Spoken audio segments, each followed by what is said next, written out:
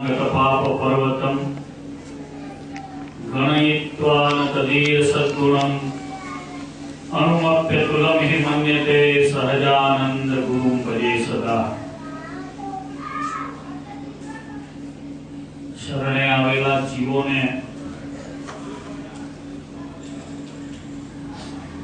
मोटा पापना पहाड़ जेवा होय तो पण એને નહીં ગણીને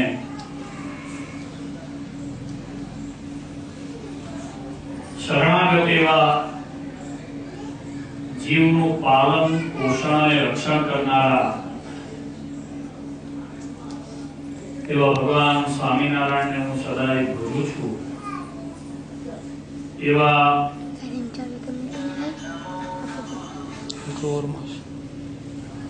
परमेश्वर स्वामीनारायण भगवान की अति कृपा थी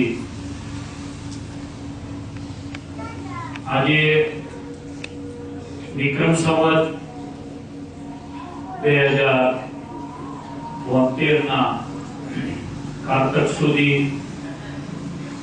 पड़वाना प्रतिपदाना એટલે કે બેસતા વર્ષના નૂતન વર્ષના प्रातः काल में આપણે સૌ આપણા નવા વડોદરા સ્વામિનારાયણ મંદિરમાં આજે પ્રથમવાર આપણા ઘનશ્યામ મહારાજને અહીંયા લાવીને પધરાવ્યા છે। તૈયારી કરી ત્યારે 5-10 હરિભક્તો હતા એટલે આપ સૌ ઉપસ્થિત ભક્તો भगवान नवा मंदिर में पधार्या छे એટલે તાળી પાડી અને ભગવાનનું સ્વાગત કરો।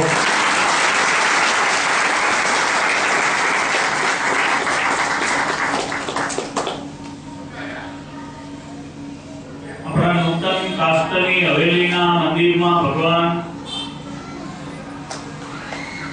આ વર્ષનો પ્રથમ અંકોટ આરોપશે।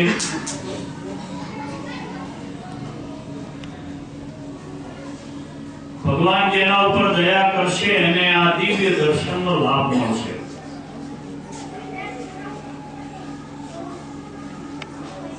शरीर तो कलयुग नु बधानी पासे 100 वर्षनी अवस्थानु छे,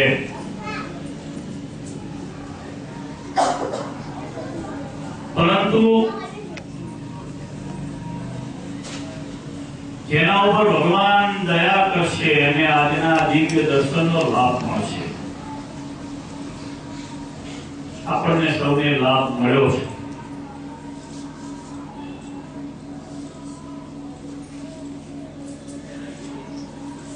ભગવાન સ્વામિનારાયણે સ્થાપેલો આ દિવ્ય સત્સંગ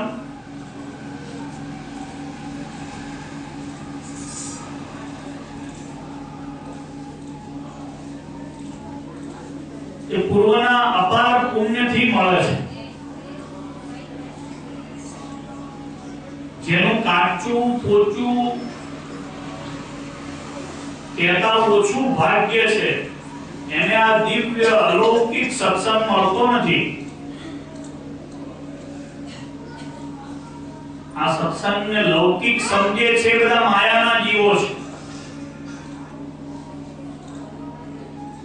આને જે અલૌકિક સમજે છે એ જીવો વિષયી જીવોમાં નથી આવતા।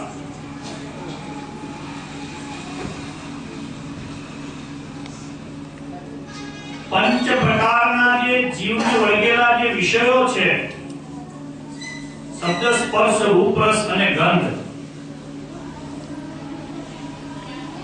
एनाथी पर हटीने भगवाननो जे भक्त छे भगवानने मळेलो सुगंध ए लेवा इच्छे छे, भगवाननो स्पर्श लेवा इच्छे छे, भगवानનું रूप જોવા ઈચ્છે છે, ભગવાનનો ગંધ લેવા ઈચ્છે છે અને શબ્દ પણ ભગવાનનો સાંભળવા ઈચ્છે છે। માલિક જે જીવો છે એ સંસારમાં જ રચ્યા પચ્યા છે, ખાવું પીવું સંસાર ભોગવવું એને પંચ વિષયો માયાના સંબંધના છે। એને આ સત્સંગ અલૌકિક છે એવું સમજાતું નથી. લૌકિક જીવોને લૌકિક દ્રષ્ટિ હોય છે. પરમેશ્વરને પામવા ઈચ્છતા, પરમેશ્વરની શરણાગતિને પામેલા, સત્સંગમાં જોડાયેલાનું જીવન અલૌકિક હોય છે. અને મંદિરમાં પણ એને બેસવાનો હક છે, એનાથી જ બેસી શકાય છે, એનું જ મન ત્યાં સ્થિર રહે છે, કે જે લૌકિક નથી. આ દિવ્ય સત્સંગ પૂર્વના પુણ્ય કરીને તમને બધાને મળ્યો છે, આપણને સૌને મળ્યો છે.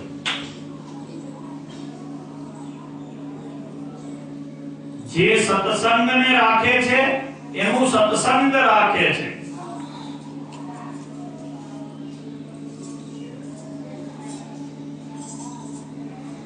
જે ધર્મનું રાખે છે એનું ધર્મ રાખે છે. ભગવાન સ્વામિનારાયણે આ સંપ્રદાયની સ્થાપના કરી અને દિવ્ય સત્સંગ આપણને આપ્યો છે. અલૌકિક છે, એનું જતન કરવું, એ સત્સંગમાં આવ્યા પછી એને સમજવો, પ્રયત્નપૂર્વક સમજવો, એ સત્સંગીનું લક્ષણ છે. સત્સંગી કોને કહેવાય? જે કાયમ સતનો સંગ કરે છે. સત કહેતા શાસ્ત્ર, સત કહેતા ભગવાન, સત કહેતા ભગવાનના પ્રતિનિધિ સંતો, એનો જે સંગ કરે છે. સત કહેતા શાસ્ત્ર વ્યક્તિને નથી માનતો, શાસ્ત્રને માને છે. શ્રીમદ ભગવદ ગીતાજી, શિક્ષાપત્રી, વચનામૃત, રામાયણ, શ્રીમદ ભાગવતજી, વ્યાસજીએ રચેલા તમામ શાસ્ત્રો, 18 પુરાણ, નારદ, કૂર્મ, સ્કંદ, વરા, વામન, વિષ્ણુ વગેરે, વેદના જે 4 વિભાગ કરવામાં આવ્યા છે, અથર્વ, યજુ વગેરે, અને એના ઉપનિષદો, જેને શાસ્ત્ર કહેવામાં આવે છે. વિશેષપણે આપણે સત્સંગી છીએ. મારી વાતમાં ધ્યાન આપો, છોકરા બધાયને છે ને થવાના છે. વિશેષપણે આપણે સત્સંગી છીએ એટલે સત્સંગના 4 શાસ્ત્રો મુખ્ય છે.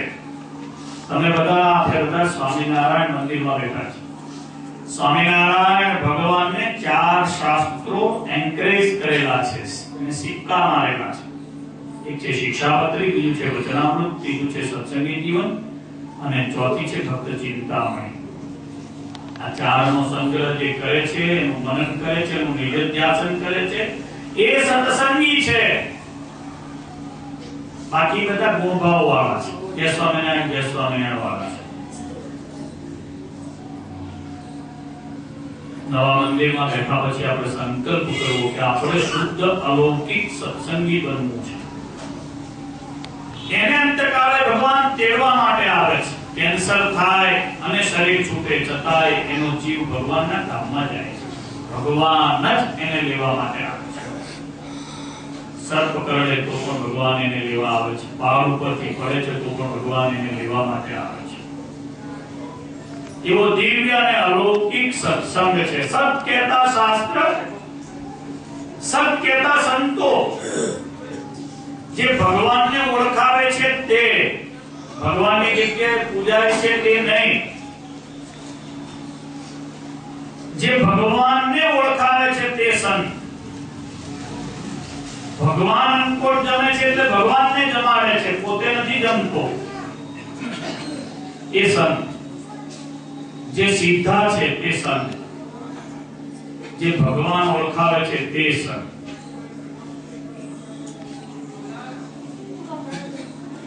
અને સત કહેતા ભગવાનના ભક્તો, સત કહેતા ભગવાન સ્વયં પોતે, જે આનંદમય છે. હમણાં જ મેં ધૂન ગૌરાવી, જય સહજાનંદ, જય સહજાનંદ, જય અક્ષરપતિ પરમાનંદ, જય જય સ્વામી સહજાનંદ.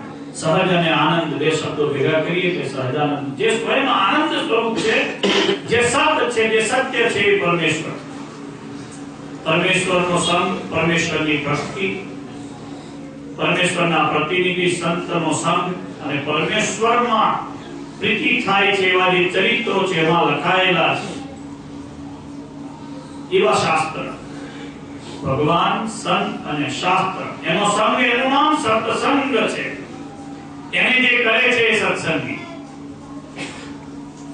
એને જે નથી કરતો એ પછી ઉપલબ્ધિઓ છે. આવો સ્વામી, જય સ્વામી, પગે લાગી જાય છે, ભેટ આપી દે. આજે આપણે બધા સત્સંગીના નાતે અત્રે એકત્રિત થયા છીએ. આ સત્સંગ દુર્લભમાં દુર્લભ ચીજ છે. આ મળવો એ પૂર્વનું પુણ્ય હોય તો મળે છે. એમાં આજે પવિત્ર કારતક સુધી પડવાનો દિવસ છે. અહીંયા જે અન્નકૂટ ધરાવવામાં આવ્યો છે, અન્નકૂટ ગોવર્ધન નાથથી 5000 વર્ષ પહેલા ભગવાન શ્રી કૃષ્ણએ સ્વયં જમાડ્યો છે. ગોવર્ધન સ્વરૂપે પોતે થઈને ભગવાન જમ્યા છે.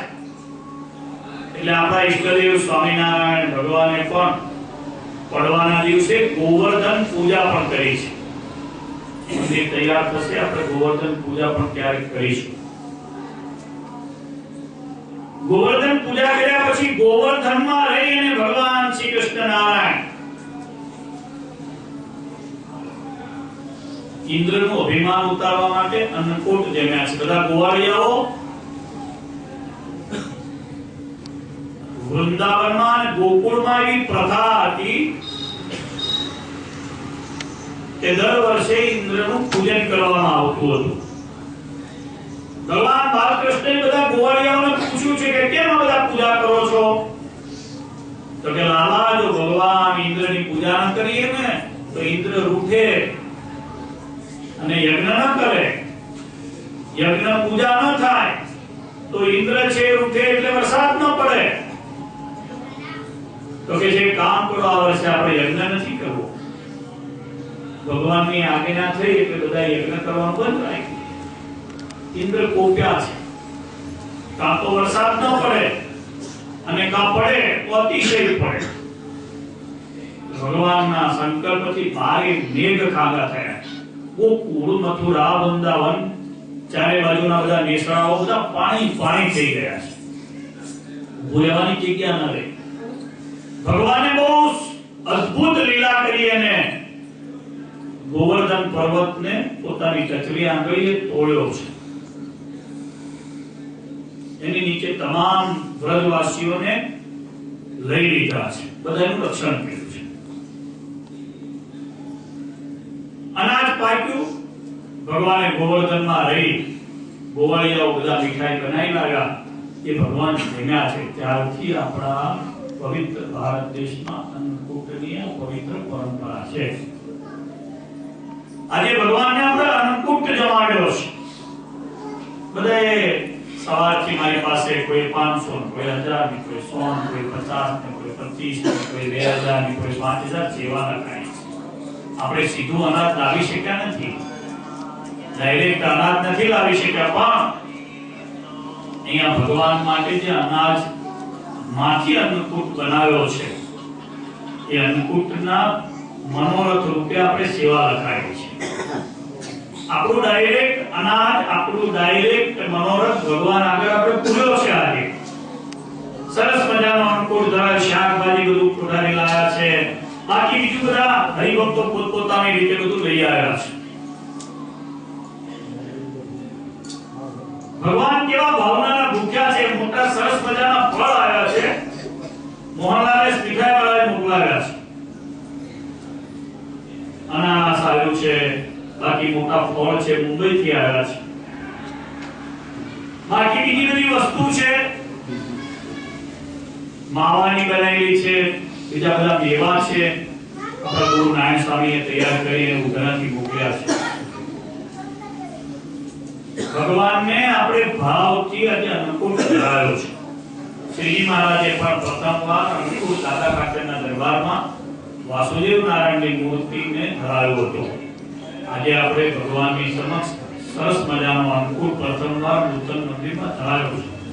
આજનું નવું વર્ષ આપણા સૌના માટે આવનારા 1 વર્ષ માટેનું ભવિષ્ય લઈને આવ્યું છે.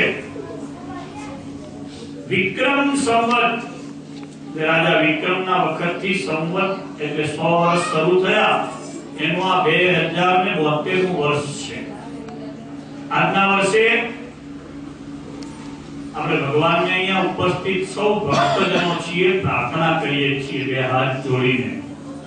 બધા 2 હાથ જોડો અને મનોમન સંકલ્પ કરો. નવું વર્ષ છે ભગવાન. અમે કાલી ગેલી ભાષામાં બધા મનુષ્યો છીએ, અમને ખબર નથી તમારું સ્વરૂપ આ જ છે. કદાચ અમે બધા ભેગા થઈને વાંદરાના સ્વરૂપમાં હોય તો વાનર જેવું તમારું સ્વરૂપ બનાવો. કદાચ અમે બધા ભેગા થઈને ઘોડા જેવા હોત તો ઘોડા જેવું તમારું સ્વરૂપ બનાવો.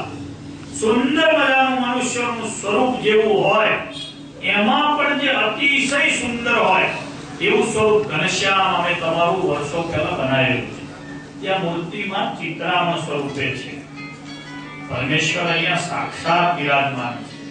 અષ્ટ પ્રકારની ભગવાનની મૂર્તિઓ શાસ્ત્રમાં કહેવામાં આવી છે. મણિની, રેતીની, માનસિક, પંચધાતુની, સુવર્ણની, કાષ્ટની. આ ભગવાનની મૂર્તિ છે પેઇન્ટિંગની, ચિત્રામણની છે. એ પણ મૂર્તિ શાસ્ત્રમાં કયા મુજબની 8 પ્રકારની મૂર્તિ પૈકીની છે. ભગવાન સ્વયં ઘનશ્યામ એમાં પ્રતિષ્ઠિત થયેલા છે. આપણે એક સંપ્રદાયના આશ્રિત છીએ. સંપ્રદાય આપણો સ્વામિનારાયણ ભગવાને સ્થાપેલો છે, એની રીત છે. જે મૂર્તિની પ્રતિષ્ઠા અમારા આચાર્યએ કરી હોય એ મૂર્તિમાં સ્વયં ભગવાન બિરાજે છે. એવી આ સંપ્રદાયની દિવ્ય પરંપરા છે. મુજબ આજથી 40 વર્ષ પહેલા મૂર્તિની પ્રતિષ્ઠા થયેલી છે. એ મૂર્તિનું આવાહન, એ મૂર્તિનું તત્વ, એ મૂર્તિના પ્રાણ આપણે ઘડામાં લીધા છે. છેલ્લા 3 વર્ષથી આપણો મંદિરનું કન્સ્ટ્રક્શન ચાલી રહ્યું છે કે ઘડામાં એ મૂર્તિના પ્રાણ લીધેલા છે. સ્વયં ઘડામાં હનુમાનજી દાદા, ગણપતિ દાદા, આપણા ઈષ્ટદેવ ઘનશ્યામ મહારાજનું તત્વ આપણે મૂકેલું છે. આપણે આજે અહીંયા ભગવાનની આગળ સરસ મજાનો અંકુર પૂર્યો છે. પ્રાર્થના કરીએ આપણે. હે પરમેશ્વર, તમે સ્વયં જગત નિયંતા છો. અમે તો શું તમને જમાડીએ? તમે તો વિશ્વંભર છો. આખા જગતને તમે જમાડો છો. જીવ પ્રાણી માત્રના તમે પોષક છો. અમે અમારો ભાવ અન્નકોટના સ્વરૂપમાં લઈને આવ્યા છીએ. અમે બધા સત્સંગી છીએ. આ અન્નકોટથી તમે અમારા ઉપર પ્રસન્ન થજો. તમે અમારી પર કૃપા કરજો. તમે દયાળુ છો, તમે દેવ છો. અમે બધા મનુષ્યો છીએ, પણ સામાન્ય છીએ.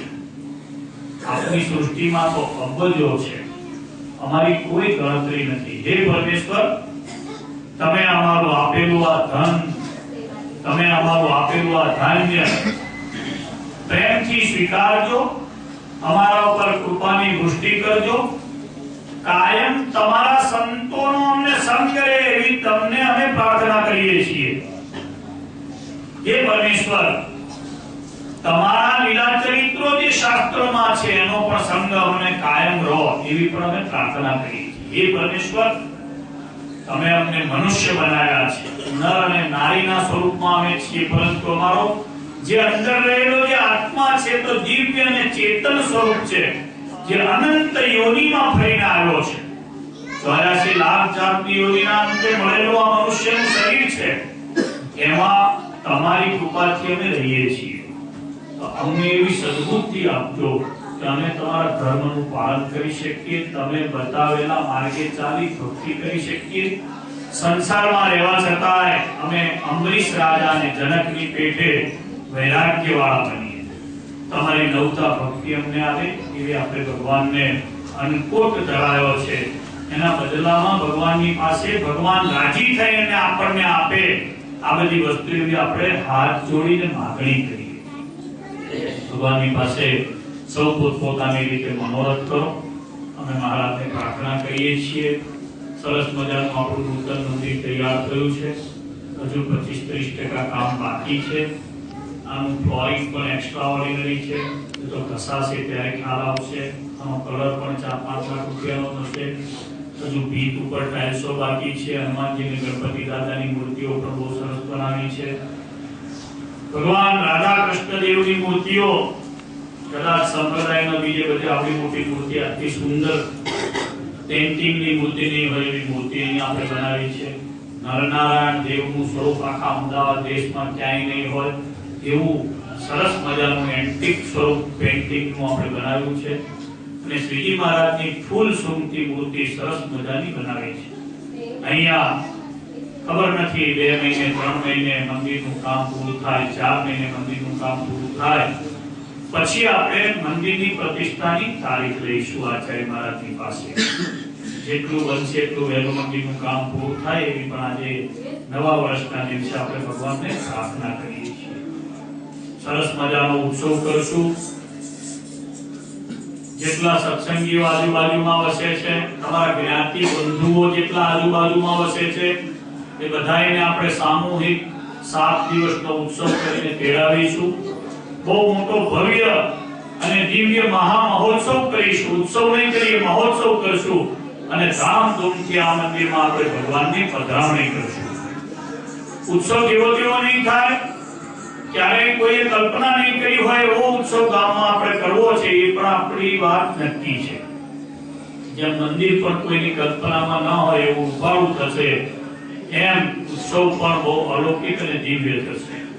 આ મંદિરની પ્રતિષ્ઠાના જે દર્શન કરશે, આ મંદિરના ઉત્સવના જે દર્શન કરશે એનું બહુ મોટું ભાગ્ય હશે કરશે. અમે ભગવાનને પ્રાર્થના કરીએ છીએ વહેલામાં વહેલું આપણે સૌ ભેગા મળીને મંદિર તૈયાર કરીએ. જેની રકમ બાકી હોય એ કાલ થતું પરમ દિવસ ન કરે, વહેલામાં વહેલી મંદિરની દેવની ભૂમિકામાં કામ લાગે રીતે ધન આપે અને વહેલું મંદિર પૂર્ણ કરીએ. આજના દિવસે ફરી એકવાર આપણે ભગવાનને પ્રાર્થના કરીએ કે આપણા જીવનમાં ધર્મ આવે, ભક્તિ આવે, જ્ઞાન આવે અને વૈરાગ્ય આવે, જેથી આપણે ભગવાનને સારી રીતે ભજી શકીએ. એટલી વાત કરીને વિરમું છું. અહીંયાથી આપણે ભગવાનનો અન્નકોટ પુરાયો છે એટલે સમૂહથી ભગવાનનો થાળ બોલીશું અને ત્યાર પછી ભગવાનની આરતી કરીશું. પછી ભગવાનની સ્તુતિ કરીશું. પછી પુરુષો એ સાષ્ટાંગ દંડવત પ્રણામ કરશે, બહેનો પંચાંગ પ્રણામ કરશે, પ્રસાદ લઈ અને પછી આપણે ઘરે સૌ જઈશું. બોલો સ્વામિનારાયણ. સૌ આંખ મીચી ભગવાનનું ધ્યાન કરી અને થાળ બોલીએ.